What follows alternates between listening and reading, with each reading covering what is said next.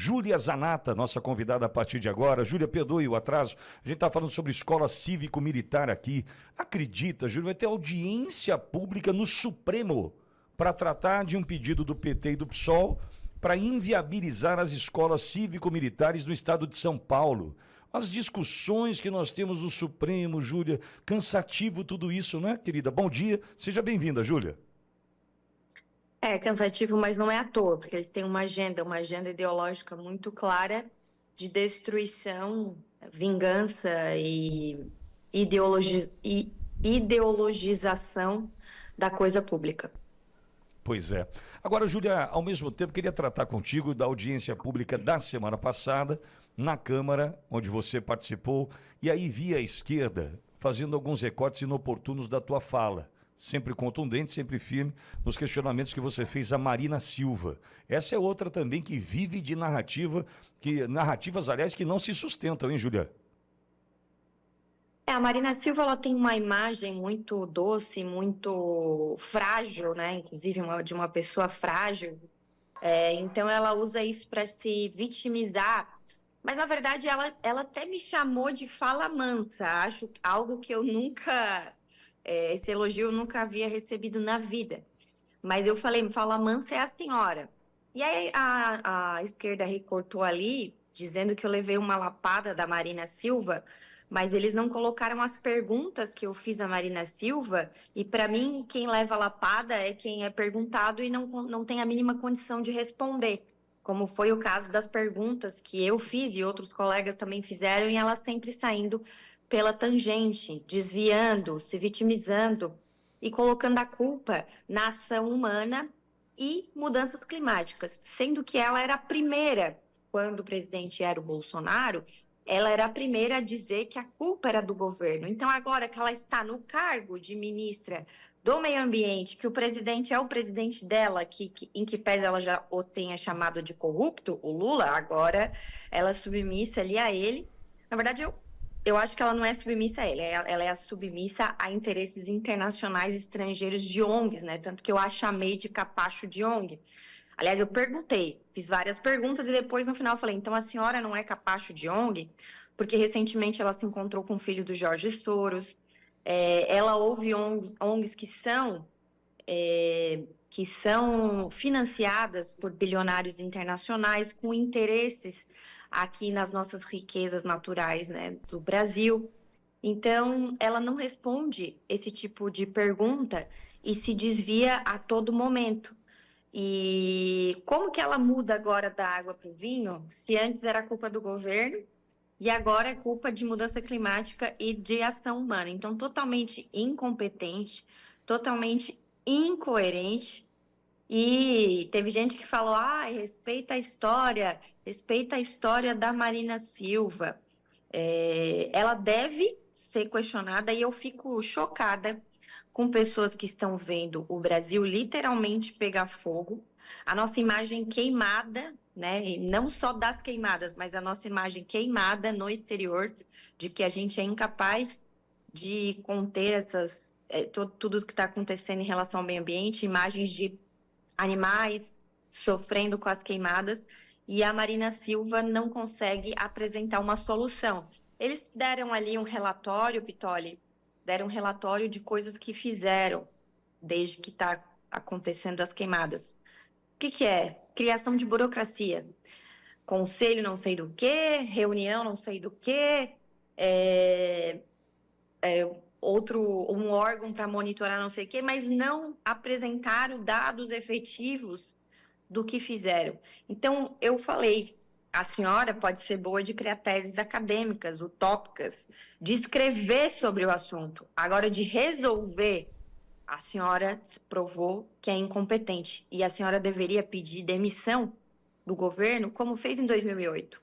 Vocês lembram que em 2008 ela pediu demissão do governo petista? Sim, sim. E, inclusive, ONGs internacionais fizeram cartinha pró-Marina e tal. Então, a gente fez os questionamentos corretos, os questionamentos que eu devo fazer como deputada federal.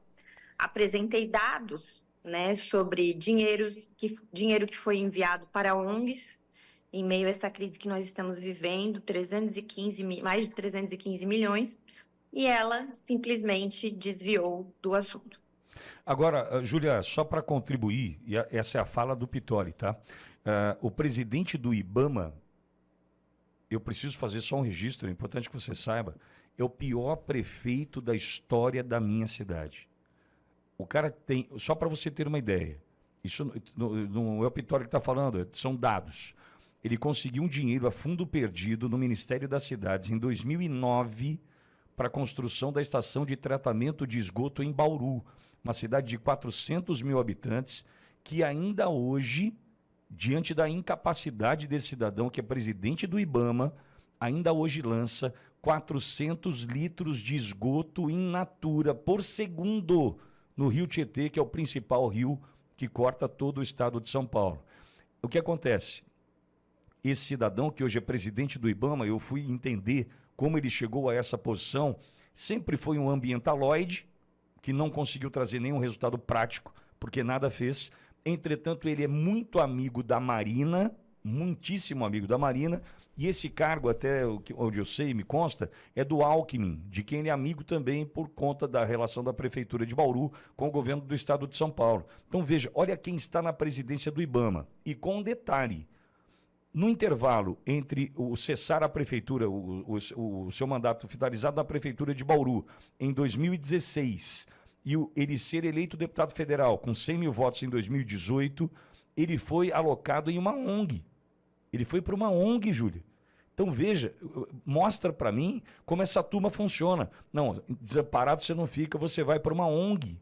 E de uma dessas grandes aí, que anunciam na Globo, enfim. Então, o que você está falando, perfeito. As ONGs financiam, as ONGs dão amparo, e o prefeito de Bauru, o pior prefeito da nossa história, que vira presidente do IBAMA, passa por uma delas enquanto estava no compasso de espera de assumir o mandato, viu, Julia? Sim, o próprio comunista, que foi sempre do Partido Comunista do Brasil, agora saiu o Aldo Rebelo, ele fala, né, que existe um Brasil paralelo das ONGs, em que elas influenciam decisões judiciais. Só que eu tenho, inclusive, um projeto de lei que está, não lembro a comissão agora, mas está numa comissão sob a relatoria do deputado Gilberto, e eu falei com ele semana passada, porque é o seguinte, o meu projeto de lei, ele pretende limitar ou até proibir, em alguns casos, o financiamento estrangeiro de ONGs com interesses que possam ferir a nossa soberania aqui no Brasil.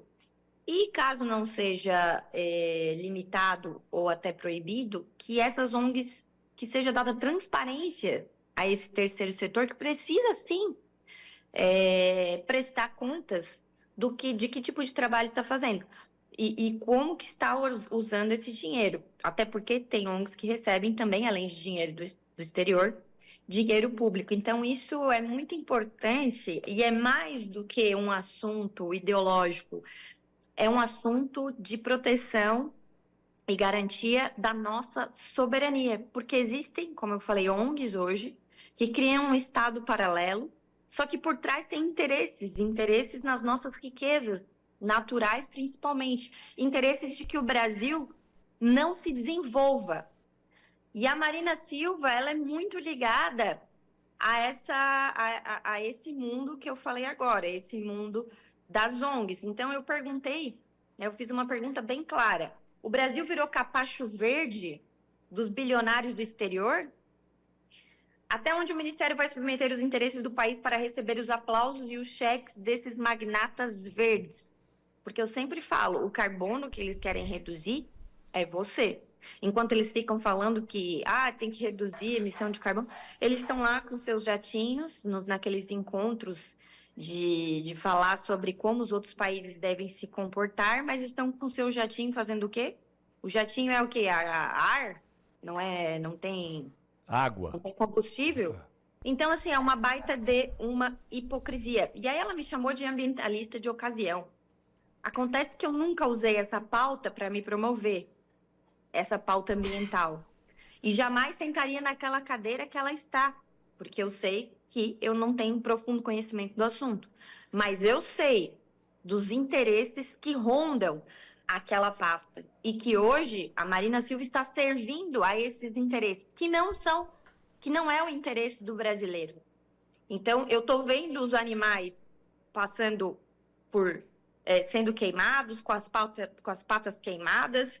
Eu tenho esse sentimento dentro de mim e eu sei que aquilo está errado e que ninguém do governo, que antes acusava, porque se ela acusava o governo Bolsonaro, então ela deve dizer que a culpa é dela também, fazer uma autocrítica, mas não sempre terceirizando a culpa. Isso que me cansa. Exato. Júlia, o doutor Olavo Pellegrina Júnior tem uma questão para você. Pois não, Olavo? Deputada, bom dia, bom conversar com a senhora. Dia. 2 pontos. Vamos usar 2 vertentes para fazer a pergunta. A primeira das queimadas. No início do ano, o governo Lula cria um grupo de ministérios, vamos cuidar das queimadas, encabeçado por Marina Silva, mas essas queimadas aconteceram, as maiores da história, e o ministro do STF, Dino, fala, olha, pode gastar aqui, diante do desespero, podem gastar o dinheiro que vocês não têm para cuidar de queimada. Mas gestão não aconteceu nenhuma.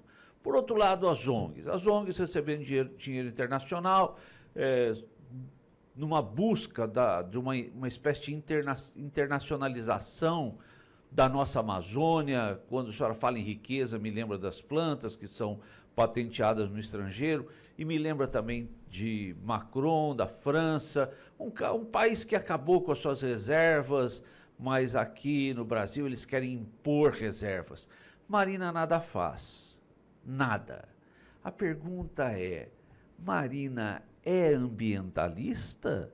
Mas sem deixar a resposta fechada, claro, ou é uma serviçal dos interesses internacionais? Para mim, ela é uma serviçal dos interesses internacionais. E ela é o pacote perfeito que esses caras precisam. Nasceu na floresta ali, pobre, se alfabetizou aos 16 anos. É toda uma historinha bonitinha, né? Que eu não estou contestando a história dela, não é isso. Mas sempre por trás de coisas muito nebulosas existe uma historinha bonitinha, né? Então, eu não tenho dúvidas que hoje ela é capacho dessa agenda que, como eu falei, não vê o interesse do Brasil, dos brasileiros, mas sim o interesse de alguns no nosso país, para que a gente não possa se desenvolver, porque é óbvio, né, que o desenvolvimento deve andar junto com aquilo que é sustentável, não deve ser uma coisa louca, ninguém defende isso, é óbvio, porque a gente pensa nas próximas gerações, principalmente nós, conservadores. Mas o que pintam é que estão defendendo o meio ambiente para culpar o agro, por exemplo. Por que existe interesse estrangeiro em acabar com a imagem do nosso agro? Porque nós somos o maior produtor de alimento do mundo. E isso traz consequências para os outros países.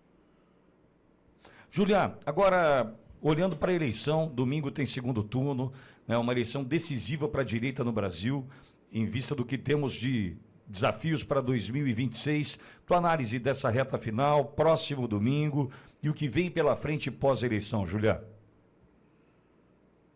Olha, a gente já foi muito bem, né, como um todo nessa eleição, o meu partido, Partido Liberal, Partido do Bolsonaro, e agora nós temos a chance, por exemplo, de crescer lá no Nordeste. Temos o André Fernandes, meu colega deputado, amigo, muito competente, um jovem que vai fazer história, e eu tenho certeza que ele tem muita chance de ganhar lá e ser uma liderança no Nordeste e nos ajudar a expandir, abrir mentes em um lugar que nós precisamos realmente crescer. Apesar de que, deixar registrado que na última eleição o Bolsonaro cresceu no Nordeste, né? Ele cresceu 20%.